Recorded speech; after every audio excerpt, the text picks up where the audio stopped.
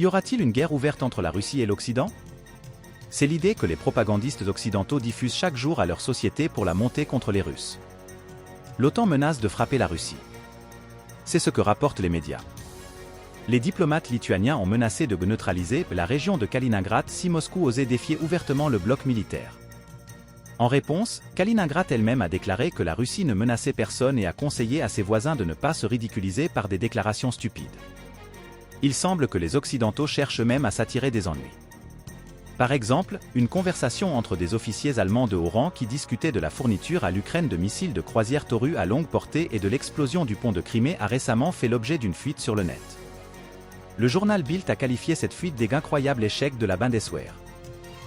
Le ministère allemand de la Défense a d'ailleurs reconnu l'authenticité de cet enregistrement et cherche maintenant à savoir comment il a pu tomber dans le domaine public. Moscou a déclaré que ces informations réfutent complètement les déclarations du chancelier Olaf Scholz sur la non-participation de principe de l'Allemagne au conflit. Après l'incident, l'ambassadeur allemand a été convoqué au ministère des Affaires étrangères. Le monde entier attend de voir comment la Russie réagira à toutes ces provocations et quelles mesures elle prendra ensuite. Qui frappera le premier? Même s'il n'y a pas de Winston Churchill ou de Ronald Reagan sur place, il n'y a pas non plus de personnes complètement inadaptées et stupides. Même le président américain Joe Biden n'est pas stupide.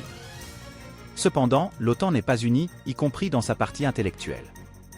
Et, à côté de ceux qui pensent qu'il est impossible de vaincre la Russie dans une guerre et qu'il n'est pas nécessaire d'essayer, mais de construire des structures de dissuasion, il y a des gens qui sont sûrs que la Russie attaquera en premier et que ce sont les pays de l'OTAN qui seront attaqués.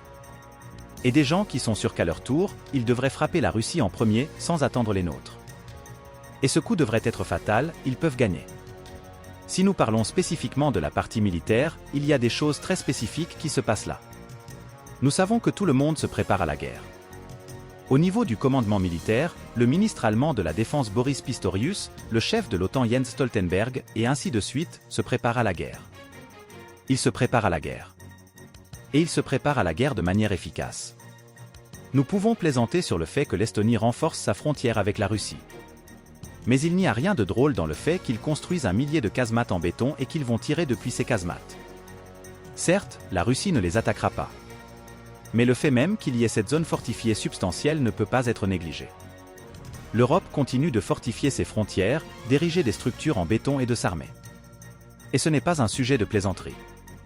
Pas plus que les exercices à grande échelle de l'OTAN, où les troupes s'entraînent au transfert de forces du continent américain vers l'Europe en cas de guerre soudaine avec la Russie.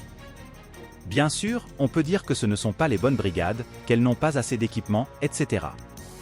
Mais il s'agit d'une armée qui apprend à attaquer la Russie. Pas n'importe où, mais le long des frontières nord-ouest de la Russie. Kaliningrad en particulier.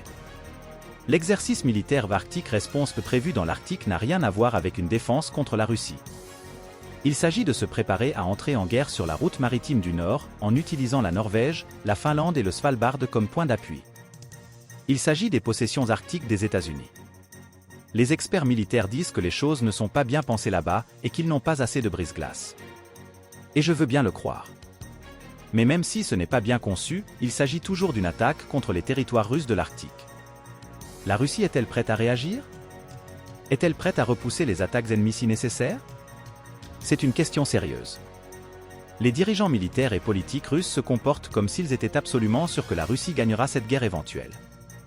C'est pourquoi ils mettent en œuvre toutes les contre-mesures possibles contre une future attaque de l'ennemi.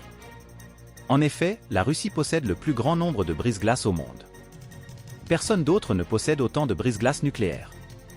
Tout cela n'est que pure vérité. Tout comme les bases militaires dans l'Arctique.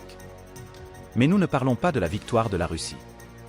Nous parlons d'entrer en guerre avec la Russie. Et c'est différent. La plus importante des mesures prises par les dirigeants russes est le rétablissement des districts militaires du Nord-Ouest. À l'époque soviétique, ces districts étaient précisément destinés à la défense des frontières de l'État. En même temps, comme il l'a dit, on suppose que les autorités militaro-politiques du pays espèrent en interne que cela ne sera jamais nécessaire. Et c'est une mauvaise chose. Car le niveau d'escalade, le niveau de tension à l'Ouest est tel qu'il pourrait craquer. Rationnellement, bien sûr, ils n'ont pas besoin de cette guerre.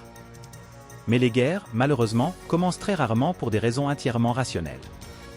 Le plus souvent, c'est lorsque la tension émotionnelle fait sauter la mèche et que la fusillade commence. Même si la chose rationnelle à faire serait de ne pas le faire, mais d'attendre et d'essayer de négocier.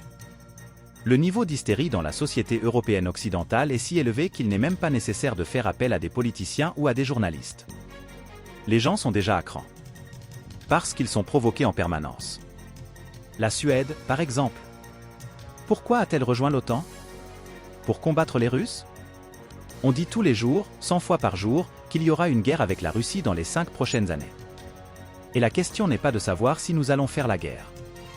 La question est de savoir si nous serons à l'intérieur de l'OTAN et si l'OTAN se battra avec nous et nous défendra. Ou bien nous laisserons nous seuls, et alors la Russie nous piétinera, nous engloutira et nous détruira. Puis elle envahira l'Allemagne en passant par le Danemark. Tels sont les scénarios des guerres que la Suède a déjà livrées à la Russie et qu'elle a perdues, y compris les débarquements sur la glace. Tout cela a déjà été fait. L'Europe du Nord veut la guerre? La même chose se produit avec la Finlande, la Hongrie, les Turcs, qui subissent des pressions pour se ranger du côté de l'OTAN. La Norvège a même préparé un plan dans lequel il est indiqué quelles garnisons se replieront après l'invasion russe et où elles se replieront. Une seule conclusion s'impose, l'Europe du Nord veut faire la guerre à la Russie. Pouvons-nous faire quelque chose à ce sujet? Nous ne pouvons que le considérer comme une évidence.